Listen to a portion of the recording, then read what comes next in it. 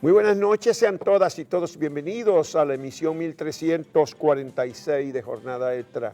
Cuenta esta noche con la grata compañía de José Gómez Cerda, destacado escritor, sindicalista, histórico, dirigente sindical nacional e internacional, con quien vamos a hablar sobre sus obras de la historia política y sindical internacional. Tendremos dos reportes en esta emisión, aparte de la columna habitual de Hugo Pirela en castellano llano.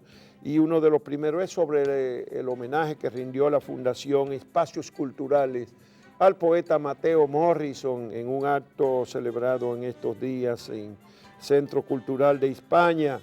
Y al final, un reporte de Carlos Francisco Elías sobre el homenaje que ha rendido el mundo a Sergei Mikhailovich Eisenstein, uno de los padres, o considerado el padre del montaje cinematográfico y testigo presencial y privilegiado de la revolución de los soviets de hace un siglo, con sus películas Octubre y Acorazado Potiemkin. Pónganse cómodos para que nos acompañen a lo largo de esta hora en Jornada Extra. Muchísimas gracias por la compañía de hoy.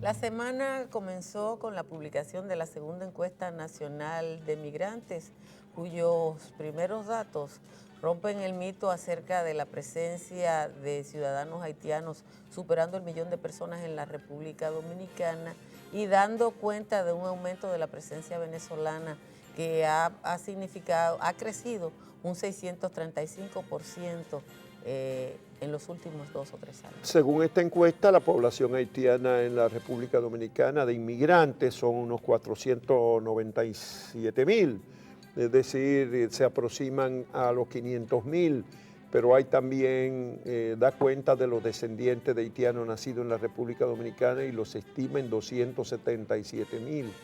Pero eso rompe un poco el mito de los sectores xenofóbicos de que hay 1 millón, 1,5 millones, 2 millones de haitianos en la República Dominicana. La encuesta es más que una encuesta, es una investigación científica con aval del Programa Mundial de Población de las Naciones Unidas, ejecutada por la Oficina Nacional de Estadística y con el patrocinio del Ministerio de Economía, Planificación y Desarrollo y de la Unión Europea.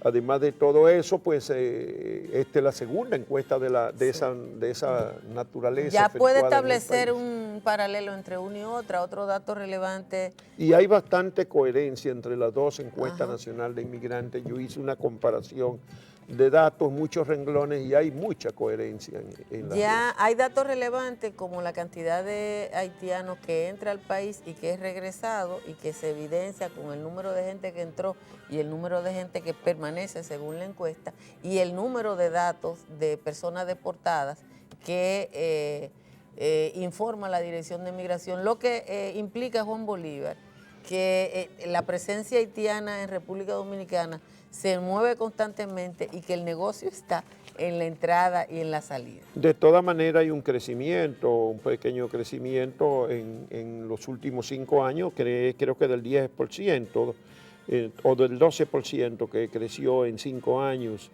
Y al mismo tiempo resalta algo que es preocupante y que debe de servir de aleccionar sobre cómo van a resolver el problema.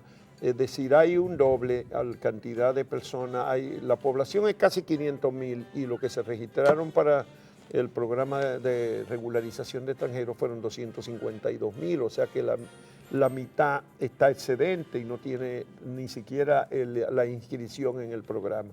Otro elemento importante para el estudio es de cuántos son en definitiva los apátridas que hay en el país, porque si hay 277.000 que nacieron en el país y de la ley 169/14, de esa ley solamente se le ha devuelto la documentación a menos de 22.000, 21.000 y pico, según los datos oficiales, y por el otro lado en el grupo B se inscribieron 8.000 y tantos, como extranjero para alguna vez tener derecho a optar por la naturalización, entonces en total serían unos 30.000, menos de 277.000, todavía habría que preguntar qué pasa con los 247.000 restantes, dónde están y en qué condición van a quedar, cuál es la documentación que tienen. Por otro lado, la revelación de la auditoría realizada por la Cámara de Cuentas a la Oficina Metropolitana de Servicio de Autobuses ha reflejado gravísimas irregularidades que suponen un uso de los recursos públicos fuera de lo que la población se puede imaginar. La dirección de la ONCE habría otorgado de manera irregular contratos por más de 4.000 millones de pesos, entregó contratos a sus propios empleados y duplicó facturas y pagos a varios de los contratistas que se consideran privilegiados. Hay un cementerio de autobuses, de partes de autobuses, porque se desmantelaban unos para darle vida a otros. En fin, un verdadero desastre con un servicio fundamental del Estado, que es el servicio de autobuses en unas urbes como la de Santo Domingo, que están agobiadas por la precariedad del transporte, que todavía el 12% de la gran urbe se mueve en motoconcho y hay otro porcentaje en carritos de concho y en carros destartalados, en guaguitas voladoras que no tienen condiciones mínimas para transportar personas. Y mientras tanto el desastre de la ONSA, que por cierto nadie condena en el gobierno. No solo nadie condena, después que se ha conocido la auditoría, no hay una sola acción del Ministerio Público para investigar los datos que se revelan aquí en la auditoría. Una de las cosas que demuestra la auditoría es lo lazo que es el sistema para permitir todas las atrocidades que se cometieron en la ONSA se fundamentaron en la resolución 1508 que fue emitida por la Dirección de Compras y Contrataciones Públicas para facilitar la adquisición de pasajes aéreos, combustible y repuestos. Pero en la ONSA, por ejemplo, se compraron 10 millones de pesos de flores. Bueno, pero recientemente también vimos que en la Cámara de Cuentas que hace auditoría se gastaron, ¿cuánto? 10.000 pesos. 73.000 pesos en cigarros. 73.000 pesos en cigarros especiales para fumar los dirigentes de la Cámara de Cuentas. Pero, en fin, se trata de un escándalo más, que está ensangrentado por la muerte del abogado Junior Ramírez. Cada vez hay que cuestionar más la versión de que él extorsionaba porque hay 8 o 10 personas involucradas en su secuestro, asesinato, desaparición del cadáver y después ocultando y protegiendo a los perseguidos, una decena de personas. Resultaba mucho más barato para gente que manejó 4.000 millones de pesos de esa forma, darle 3 o 4 millones de pesos, si fuera verdad que él estaba pidiendo eso, como se dice, que ponerse a hacer ese espectáculo macabro que hicieron en pleno día en la Universidad Autónoma de Santo Domingo, donde lo sacaron. Era muchísimo más barato darle 4 millones, hasta 10 o 20 millones, que involucrarse en un secuestro, crimen y cosas Y el día siguiente de su muerte estaba fijada una audiencia pública, no era privada, donde él le reclamaba información a la ONSA sobre las irregularidades que por demás habían sido denunciadas reiteradas veces por Juan Uvieres, por lo menos. Y la mayoría de analistas en el Senado aprobó la ley de partidos con las primarias abiertas a pesar de la oposición de todo el sistema de oposición política y de las principales organizaciones empresariales y de la sociedad civil de la República Dominicana. El dalilismo pasó como un rolo este proyecto, acompañándose de una intensa campaña de relaciones públicas que incluyó llevar hijos de funcionarios a las afueras del Congreso para decir que esta ley de partido le daba fuerza. Con pancartas fabricadas que estaban todas igualitas. Y además incluyó que 8 pequeños partidos que eran parte del foro permanente de partidos políticos que está opuesto a las primarias, se separaran y publicaran un comunicado apoyando las elecciones primarias. Comunicado que fue reproducido en espacio pagado en todos los diarios del Con país. una particularidad de ese comunicado, que ellos proponen las primarias abiertas para todos los partidos, pero no para ellos. Pero para ellos no. Bueno, en definitiva, lo que queda pendiente ahora es que va para la Cámara de Diputados y el presidente de esa institución ha dicho que no va a despachar eso alegremente, que va a ir a comisión, que se va a estudiar y que si en el PLD no se ponen de acuerdo, no habrá ley de partido. No será la primera vez, hace 20 años estamos discutiendo esa ley de partidos. 34 diputados seguidores de Leonel Fernández dieron una rueda de prensa diciendo que van a adversar. En el PRM la cosa no está tan clara, hubo una convocatoria a una reunión de los legisladores del PRM y solo fueron 23. Bueno, hay también divergencias internas en el PRM, el sector que sigue Hipólito Mejía prefiere también las primarias abiertas, aunque los organismos de ese partido decidieron por rechazarlo y ellos han dicho que se acogen a lo que decidió el partido, pero todavía hay ciertas nubes o sombras en el panorama. Pero bueno, habrá que esperar a ver cuál es la suerte esta vez de la ley de partido y si el Palacio Nacional o el presidente de la República logrará una vez más imponerse sobre toda la sociedad política y sobre la sociedad civil en una cosa tan importante como es cómo se cogen los candidatos en los partidos, que hay que imponerle un único método a todos los partidos porque eso es lo que quiere el presidente Danilo Medina. Y una noticia que fue de primera plana esta semana fue el aumento dramático de la mortalidad infantil en el primer trimestre del año. En este primer trimestre murieron 797 niños. En una sola semana murieron 40.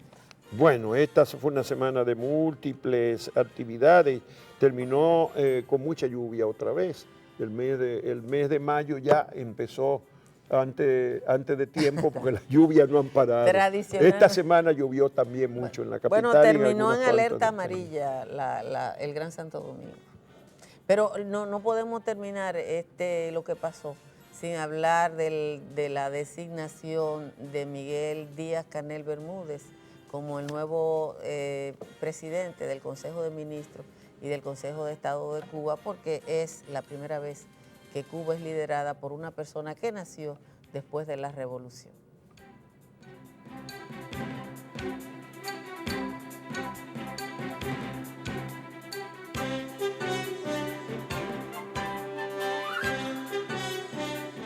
Saludos, bienvenidos a este nuevo espacio.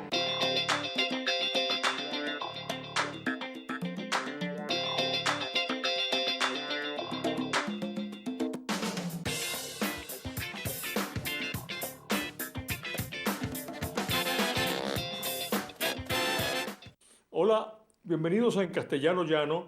Yo soy su anfitrión Hugo Pirela y hoy concluiremos nuestra conversación sobre ese veneno que llamamos oxígeno. En nuestra cápsula anterior aclaramos que el oxígeno es realmente un veneno para las bacterias, pero solo para aquellas llamadas anaeróbicas, que son las que no toleran el aire, porque contiene oxígeno. Pero que existe otro tipo de bacterias llamadas aeróbicas, porque no solo lo toleran, sino que se mueren en ausencia del oxígeno.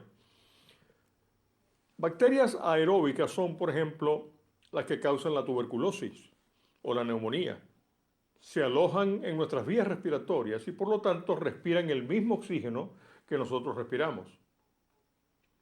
Pero por más asombroso que parezca que las bacterias en la Tierra hayan aprendido a vivir con el oxígeno, lo más asombroso es que de hecho se las arreglaron para producir ellas mismas el oxígeno.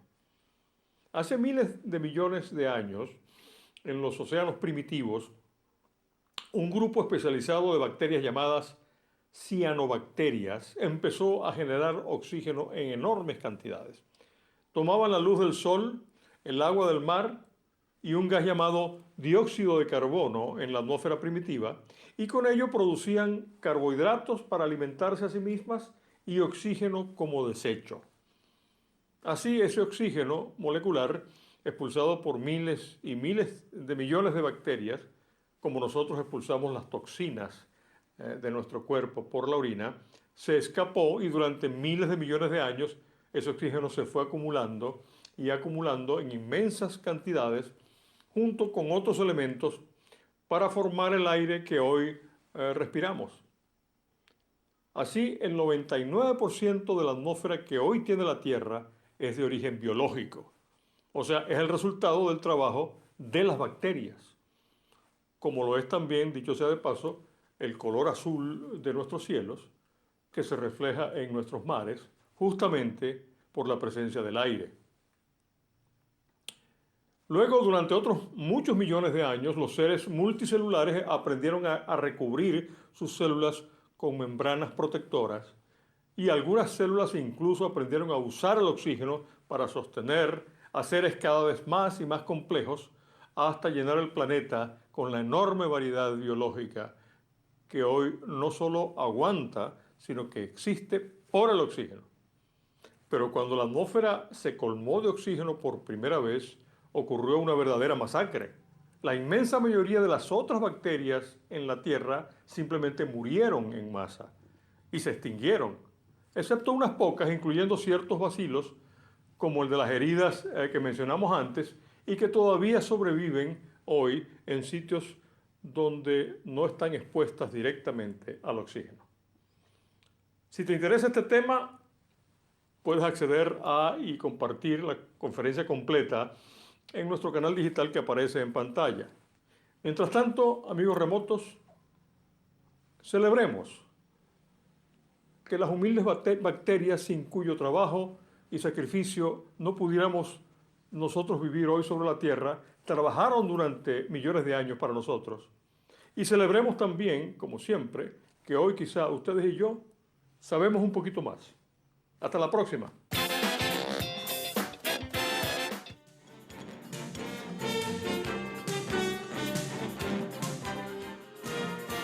Siempre es grato conversar con José Gómez Cerda, un histórico dirigente sindical, pero además escritor, además presidente en los últimos años de la Asociación Dominicana de Periodistas y Escritores, que ahora ha cambiado su nombre. ¿Cómo que se llama ahora? Asociación de Escritores y Periodistas Dominicanos, ACP. Asociación de Escritores y Periodistas Dominicanos.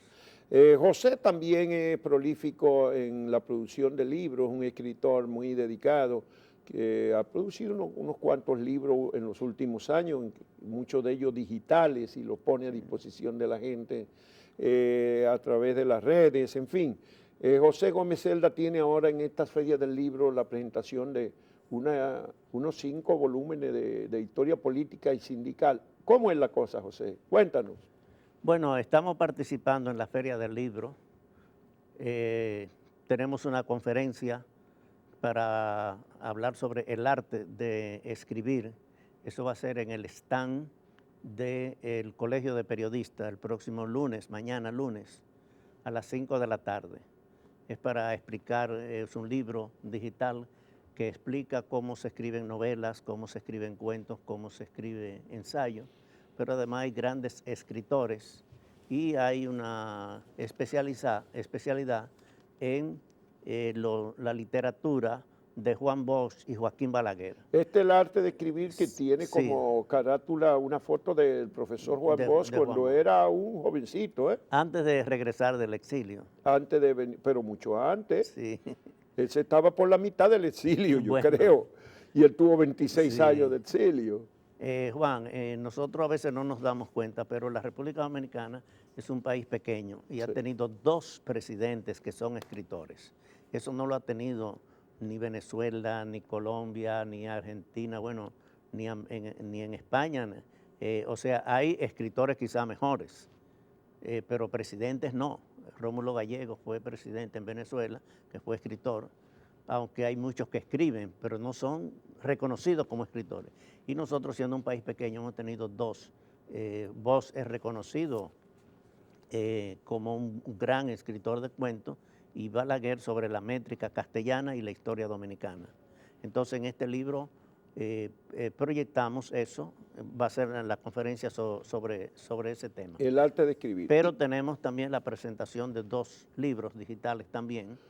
Uno es una novela que se llama Unidos en la Lucha. Esa novela está escrita en el género de realismo crítico, es para explicar cómo se hace un sindicato en la ciudad, se desarrolla En forma de novela, Unidos en la Sí, lucha. Unidos en la lucha. Es en forma de novela. Sí, es novela. Está escrita en el realismo crítico para conocer cosas que han pasado en la realidad, de cómo se forma un sindicato, eso se desarrolla en la zona franca de Santiago y cómo se hace una liga agraria en los montones de San José de las Matas y la unidad que debe existir entre los trabajadores del campo y la ciudad. Tiene un prólogo de Monseñor de la Rosa y es uno de los libros que vamos a presentar y otro que es sobre sacerdotes sociales. Son una serie de 12 sacerdotes que se han dedicado a lo social. 4 de ellos vivieron en la República Dominicana, que es el padre Manuel González Quevedo, el padre Fernando Arango, Monseñor Arnay y el padre Francisco Guzmán, que se desarrolló en Santiago con los campesinos.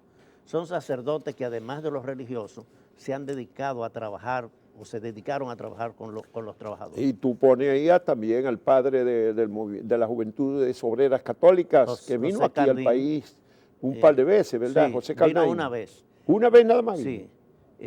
También Oscar Romero, Monseñor Oscar Romero. Y Oscar que fue, Romero, el arzobispo mártir de San Salvador. Sí. Y Alberto Hurtado, chileno, que fue también, bueno, ahora es santo, fue el que creó los primeros sindicatos cristianos en Chile y fue la base y para fue la elevado a la creación. santidad, Hurtado. Sí, es el patrón de los sindicatos, el padre Pero Alberto él Hurtado. fue proclamado santo, canonizado Sí, ya. canonizado. Alberto Hurtado. Bueno, esos son los libros. ¿Y la serie sobre la historia sindical y política? Bueno, ¿También la va a poner ahora o no? Van a estar 20 libros digitales en el stand del Colegio de Periodistas y 5 libros físicos.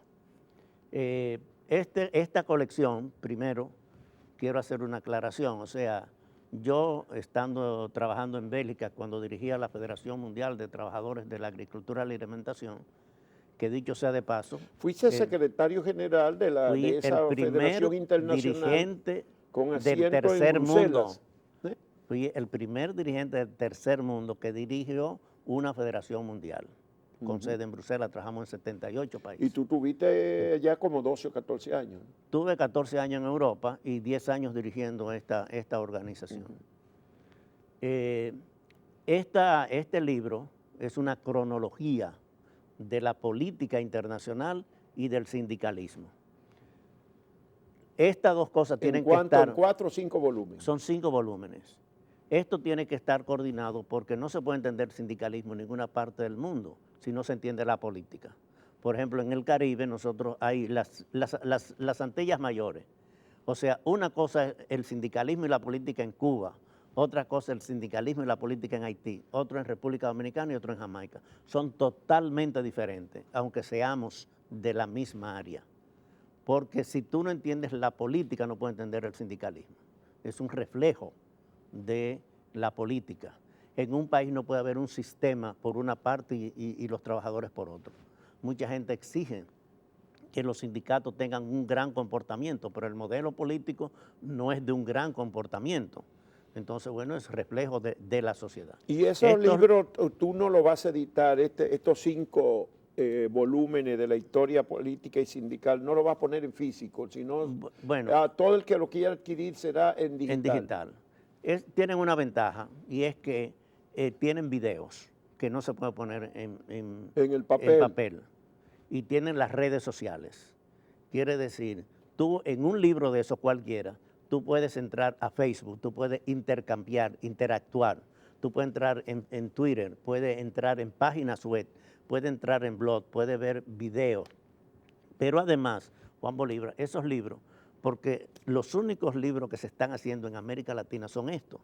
O sea, hay libros electrónicos, porque cada vez que se va a hacer un libro, se hace en PDF y ese PDF ya hay que verlo en una computadora.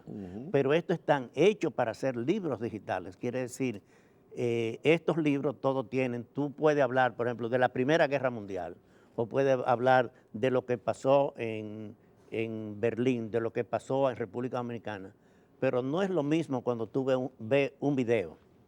Entonces, toda la historia política, cronológicamente, está ahí, los principales acontecimientos, especialmente en Europa y en América Latina. Sí. Porque tenemos, Esa foto que es del tercer volumen de la historia del sindicalismo internacional, esa foto, ahí estás tú, el que está atrás de pie eres tú. sí, Y el otro el es otro es Henry Molina. Henry Molina, Eso durante la Revolución Constitucionalista. del 65, en la cual nosotros formamos el Comando Armado Sindical Cristiano. Durante la revolución nosotros participamos en el movimiento constitucionalista. Aquí vino Alejandro Mañé, que fue el presidente de la comisión de una comisión de la OEA que investigó vino. las atrocidades del Sí. gobierno de reconstrucción Y Alejandro nacional Mañé se de San Isidro.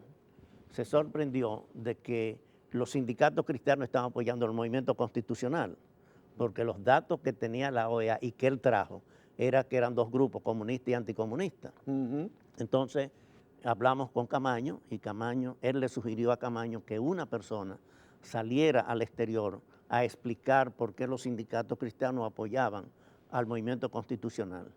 Y Camaño me nombró y yo fui embajador o representante del gobierno constitucionalista en Chile, en México y en Venezuela para explicar fundamentalmente la posición de los sindicatos cristianos en apoyo al movimiento constitucional. Entonces todo eso está reflejado en esos libros digitales.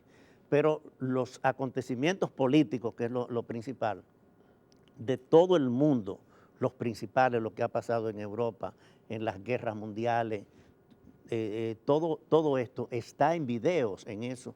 Ya. Pero además, en esos libros tú puedes ver los periódicos digitales en tiempo real, quiere decir, donde quiera que tú estés, tú lo puedes poner. Puedes oír emisoras de radio nacionales y puedes ver programas de televisión. Quiere decir, estos libros digitales están hechos con las herramientas modernas de las redes sociales. Tú te has actualizado por completo en el mundo digital y tú mismo o tú tienes asistentes. No, yo hago todo. Tú lo haces todo. O sea, yo aprendí a hacer página web en el año 95. de lo primero entonces.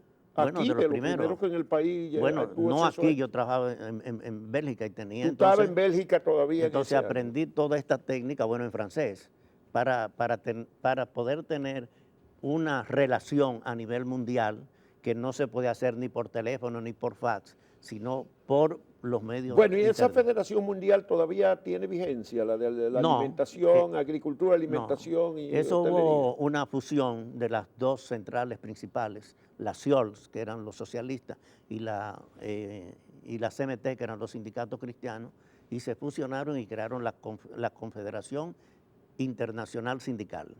Sí. Y desaparecieron todas las federaciones o se fusionaron Se con fusionaron otras, en esa federación. Es federaciones. una única federación, eso a nivel Ahora, internacional. A nivel internacional y a nivel de América Latina, la CLAT y la URIT, que eran dos organizaciones, se fusionaron y formaron la Confederación de Sindicatos de las Américas. Eso ha seguido ocurriendo en muchos países, pero aquí no se ha podido. Aquí sigue habiendo 5 o 6 centrales sindicales. Igual que aquí en la mayoría. Porque los dominicanos no, somos mucho más lentos y más individualistas, Sí. ¿no?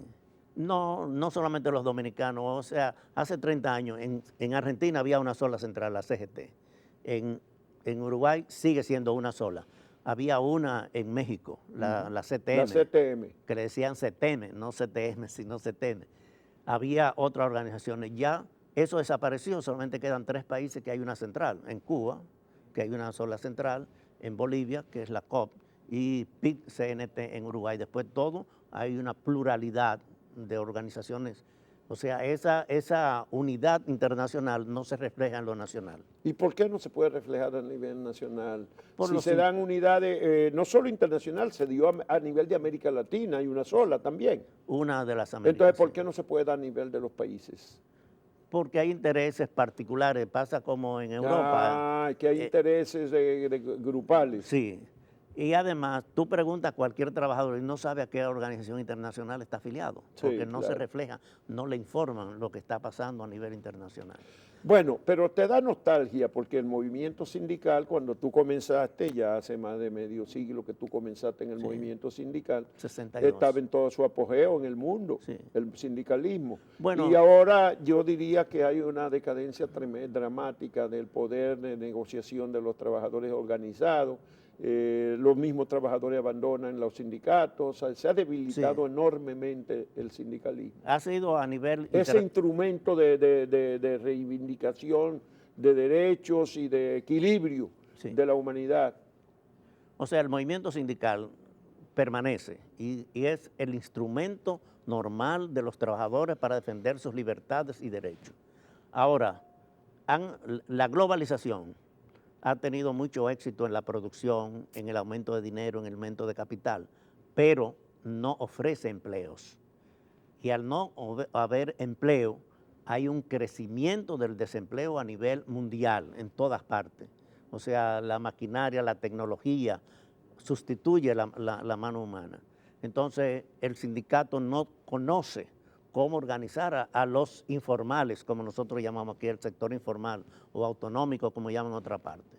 Y, por ejemplo, aquí el 57% está en el sector informal, hay un 13% desempleado, quiere decir, el 70% ya está fuera del área sindical. Y esa excedencia, esa mano de obra sedentaria, disminuye la capacidad de reclamo y de presión de los trabajadores. Porque el sindicalismo, como la seguridad social, fue concebido para el sector formal. Entonces, al desaparecer o disminuir el sector formal, en el sector informal el sindicalismo no tiene incidencia, porque son problemas muy diferentes a los del movimiento sindical. O sea, el sector informal, ¿qué es lo que lucha? Porque el ayuntamiento le permite a los buhoneros o a los independientes trabajar. Problemas con la policía. Problema eso, a ellos no les interesa el salario, pues no tienen salario, no les interesa la seguridad social, pues no tienen seguridad social, no les interesa las vacaciones, pues no tienen, ni regalía pascual. Entonces, otro mundo, el mundo de los trabajadores ha cambiado a nivel general y naturalmente ha sufrido el movimiento sindical, porque ya no hay. Pero ¿tú crees que eso va a ser, esa decadencia ella permanente o depende de flujos que vengan nuevas etapas de la lucha social y política? La tecnología, la robótica y todas estas cosas. Todo eso va a conspirar contra el trabajo humano. Pero a su vez, José, conlleva un problema que va a agudizar las contradicciones sociales en la medida en que se concentra la riqueza y el trabajo y la máquina sustituyen el trabajo humano. ¿Qué va a hacer la humanidad en el futuro entonces? Bueno, quienes hacen esa máquina son hombres, también son trabajadores y toda esa maquinaria, pero son una cantidad limitada. Una minoría que va a ser la máquina. Por ejemplo, cuando nosotros comenzamos el movimiento sindical en la República Dominicana, había el 62% vivía en el campo. Por eso hicimos la Liga Agraria, hicimos la Federación de Azucareros, porque eso era el sector que hay. Hoy día no es así, eso no hay, el 26% vive ahora en la zona rural, quiere decir, y eso pasó, el mundo político, el mundo económico ha cambiado. Entonces estos libros digitales que nosotros estamos haciendo es precisamente para dar a conocer estas cosas, cómo es que se ha transformado. Primero la política es diferente, la política ahora es negocio, son negociantes los que se meten en la política, y el movimiento sindical es un reflejo de la política. Lo que se hace en la política se refleja. Se nota más en el movimiento sindical porque es más débil. Bueno, pero aquí particularmente el sindicalismo cayó en el silencio. Ya los centrales sindicales ni se sienten, no intervienen en los debates nacionales, como que se subsumieron o se inhibieron. ¿Qué ha pasado? Bueno, primero, el sector informal, hay gente que trabaja con un celular. Sí, pero existen 5 o 6 centrales, pero no se ven, no se sienten. El movimiento sindical dominicano específicamente, el sector informal, hay gente que trabaja con un celular, o hay gente que trabaja con una olla friendo de noche, y hay otros que tienen un carro, otros tienen una guagua, otros tienen un camión. Son independientes, no tienen patrono. Entonces, el movimiento sindical, el transporte se ha apoderado del movimiento sindical, porque son una fuerza política, económica y social muy fuerte. Y las tres, los que manejan hoy son esos, tienen poder económico, el transporte, los de las guaguas, los de eso y hasta el motoconcho. Entonces, los que manejan esas organizaciones, tú no sabes si son empresarios, si son políticos o si son sindicalistas, porque juegan las tres posiciones al mismo tiempo. Y el movimiento sindical está entrampado en este sector que es el mayoritario, el que tiene mayor poder económico, político y no y le social. falta también alguna renovación, por lo menos Claro. de los dirigentes. Por ejemplo, muchos de ellos son de los la época de dirigentes, nosotros, de cuando éramos jóvenes. bueno, y se han quedado. no se ha creado una renovación del liderazgo sindical. Hay una esperanza porque hay muchos jóvenes integrados a las organizaciones sindicales y es posible que se produzca en poco tiempo un cambio de generación, porque los jóvenes son los que pueden entender las cosas modernas, quiere decir, todas estas cosas digitales son los jóvenes que la entienden, las personas mayores es muy difícil que lo puedan entender, pero la juventud sí. Y va a aparecer una nueva grupo de trabajadores que van a entender la tecnología, que tendrán comunicaciones, que actuarán con las redes sociales y que pueden desplazar a personas que ya cumplieron su periodo. Y bueno, eso en el movimiento sindical. Pues muchísimas gracias a don José Gómez Cerda, sindicalista, escritor. José Gómez Cerda tuvo muchos años viviendo fuera del país, al frente como secretario general de los trabajadores, de la Federación de Trabajadores de la Agricultura, la Alimentación y la Hostelería en Bruselas, y ha escrito, ya hemos visto todos los libros que tiene. En total, ¿cuántos libros tú tienes? 52, 32 en papel y 20 digitales. Y 20 en digital y 31 en papel. Muchas gracias, José, y te deseamos larga vida y mucho más productividad, que no se deja atrapar por el paso del tiempo. José Gómez Cerda. Somos iguales en eso.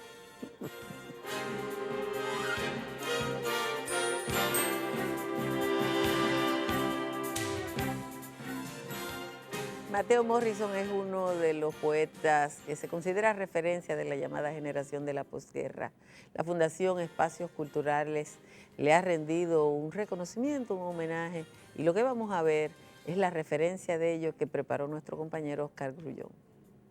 Muy buenas noches, de nuevo estamos aquí en una gran familia, la familia que ama a un inspirador que lleva por nombre Mateo Morrison. Queremos atesorar su bonomía, queremos resaltar sus valores inculcados desde las aulas, para lo cual tenemos recuerdos imperecederos. En la vida educativa y en su vida política, acompañado siempre de la danza de la poesía, para hacer habitar en nuestras mentes nuevas constelaciones. Debemos recordar la poesía sorprendida en casa de Anadeli. Por eso es hoy Premio Nacional de Literatura desde el año 2010. En el 2012 el Poder Ejecutivo lo distinguió con la Orden de Duarte Sánchez Bella en el grado de caballero por sus aportes a la cultura y los valores patrios. Yo quiero darle una sorpresa. Cuando Mateo publicó su primer libro, en el 1974, junto con Norberto Yen, en un organismo internacional que circuló a nivel del mundo entero y circuló a nivel nacional, yo hice un calendario. Ese calendario, esto es original, hace 43 años. Por 43 años yo lo he llevado como una joya y lo devuelvo donde tiene que estar. Para Mateo, 43 años después de esta publicación, sigue siendo mi poeta. Fuimos al Colegio San Miguel Laurito González, que Mateo estaba en tercero de la primaria, entonces a mí me inscribieron en kinder. Yo, cuando me sentí y vi a Mateo en un curso diferente, él me decía: Mateo, tú me ves, Mateo, tú me ves. Pues yo entendía que un muchacho teníamos que estar en el mismo curso, no era posible. Sacó 100 en trigonometría, en tercer teórico, 100 en química, 100 en inglés, 100 en literatura, 100 en francés. Siendo poeta, Quien es bueno en familia es bueno en la sociedad.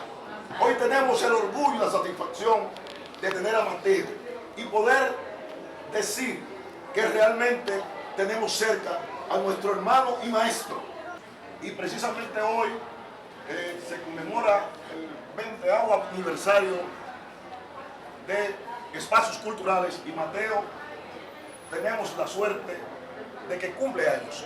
Pues necesariamente, hoy en día, nosotros tenemos que decir, para no cansarlos, que realmente es un momento de gloria, de satisfacción, de alegría de la familia Morrison, porque nuestro hermano y maestro ha sido un producto sumamente positivo, no solamente para la familia, para la sociedad dominicana. ¡Felicidades!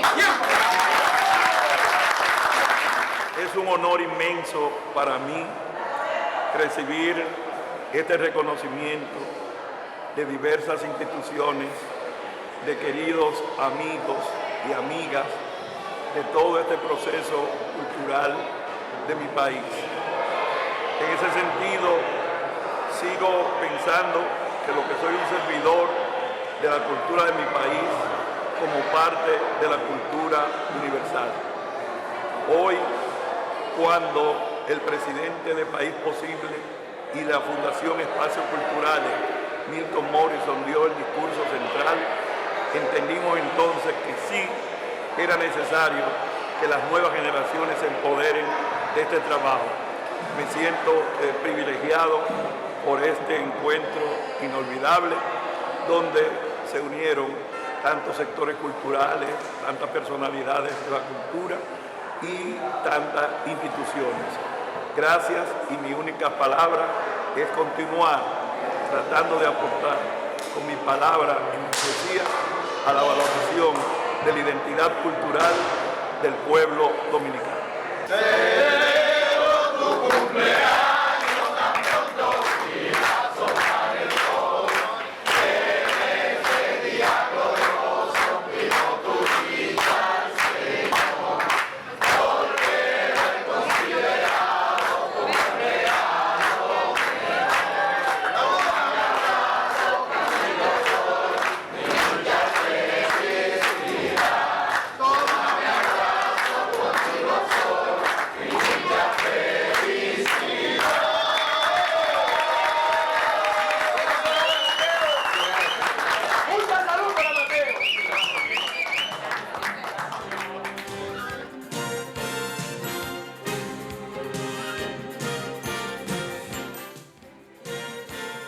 Los que amamos el cine aprendimos a conocer a Sergei Eisenstein desde que uno se inicia en esto de entender cómo se produce, cómo se generan las imágenes cinematográficas. Nuestro compañero Carlos Francisco Elías ha preparado un trabajo sobre Eisenstein y su impacto en el cine moderno. Con esto despedimos esta edición de Jornada Extra. Nos encontramos de nuevo el próximo domingo.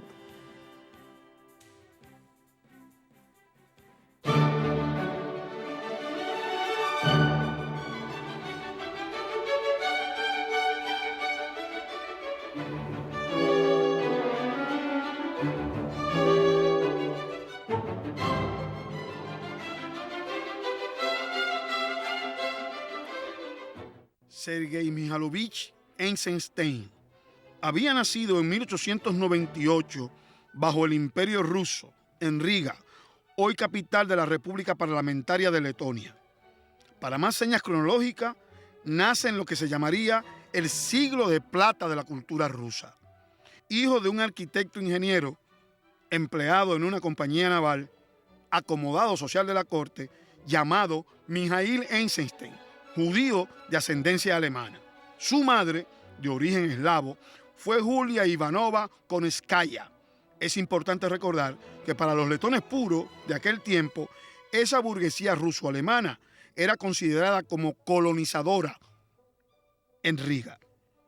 Apasionado del teatro, convierte a Verslov Meyerhold, pionero del teatro ruso, en su padre, en aquel avance vertiginoso que le llevaría a descubrir pronto su destino fundamental, el cine. El paso de Sergei María Eisenstein por el teatro no es menos significativo, pese a que él mismo en sus inicios y con sus pasiones de mirar más allá, no le da tanta importancia, pero hace su ejercicio desde 1915, intenta estudiar ingeniería, la abandona en 1918 para integrarse al Ejército Rojo.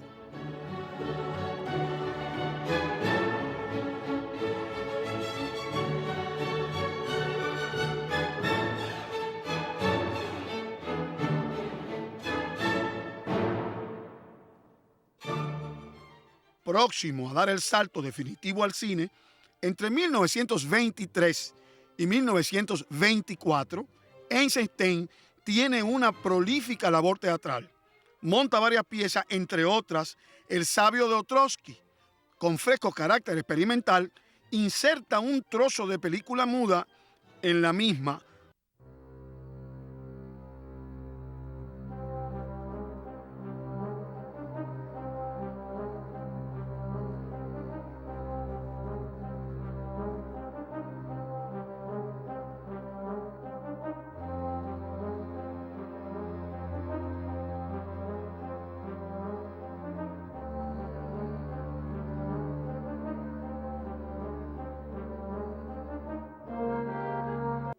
Antes de hacer El acorazado Potemkin de 1925, su gran obra acabada, porque luego vendrían los cortes, las censuras y las constantes amenazas, Eisenstein había realizado La huelga de 1924, una cinta que vista 94 años luego, tiene la frescura del burlesque, pese a ser una película que logra su objetivo ideológico, retratar condiciones de vida y trabajo de los obreros ante sus patronos en el viejo régimen zarista. Con La huelga hace los experimentos de su teoría del montaje que ya Kuleshov había experimentado, elementos asociativos para conseguir una emoción del público que produjera un posicionamiento ante un hecho, plasmado en una de las secuencias finales de La huelga, cuando la masacre de los obreros es comparada con el degüello de reses en un matadero. La cinta, que luego de 100 años sería un clásico de estudio obligado, no gustó a las autoridades soviéticas de aquellos tiempos. En El acorazado Potemkin, el héroe colectivo nacido en su película anterior, es decir, La huelga, filmada en una fábrica, surge con mayor estética y plasticidad en su película Acorazado Potemkin. El montaje de atracción asociativo, medido para conseguir vía el montaje un efecto ideológico en Potemkin, tiene su epítome y su catarsis. En 1929, su vida da un giro esencial. So pretexto de conocer nuevas tecnologías, Eisenstein y miembros de su equipo, Gregory Alexandrov y Edward Tissé, salen hacia Alemania como primer destino. Luego llegan a Hollywood, obteniendo allí un estrepitoso fracaso. Una comisión, la comisión Fish de entonces, le impide rodar una adaptación del libro de Theodore Dreiser titulado An American Tragedy. Llega a México el 8 de diciembre de 1931. Charles Chaplin, su gran amigo en Hollywood, le había presentado al escritor Upton Sinclair. Impresionado, hace un acuerdo con Upton Sinclair para afirmar que viva México. Enfebrecido, utópico, entusiasta, filma aproximadamente más de 65,000 pies de película de nitrato. Pero curiosamente, esa película o el resultado de esa filmación va a quedar huérfana, porque él nunca pudo hacer el montaje de un film que es muy comentado por fragmentación, pero que no existe a partir de su paternidad. En sus memorias o en un diario sobre sus viajes y obras, Sergio María Eisenstein recuerda con pena el episodio de Que viva México, y no queda muy bien parado el escritor Upton Sinclair. Que viva México, pese a un rescate aproximado, será siempre un film huérfano, diseminado, vilipendiado. Al final de sus días, luego de regresar a la Unión Soviética, el 8 de mayo de 1932, cuando viajaba junto al dramaturgo alemán Bertolt Brecht, se enfrentó, como siempre, a la censura de Stalin y su consuegro Andrei Sanov, comisario de conciencias y censor del régimen.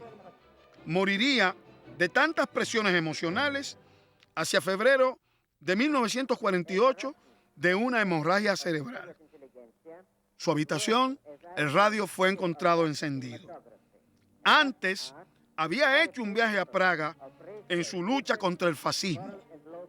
La obra de Sergei Mikhailovich Eisenstein no es voluminosa, pero como la de David Walt Griffin, Fritz Lang o Abel Gance, en sus 120 años de nacimiento, el mundo se ha volcado para destacar el valor de su legado legendario, hecho con visión futurista e inteligencia libre y creadora, dejando a nuevas generaciones el cine épico e histórico más estudiado de la actualidad.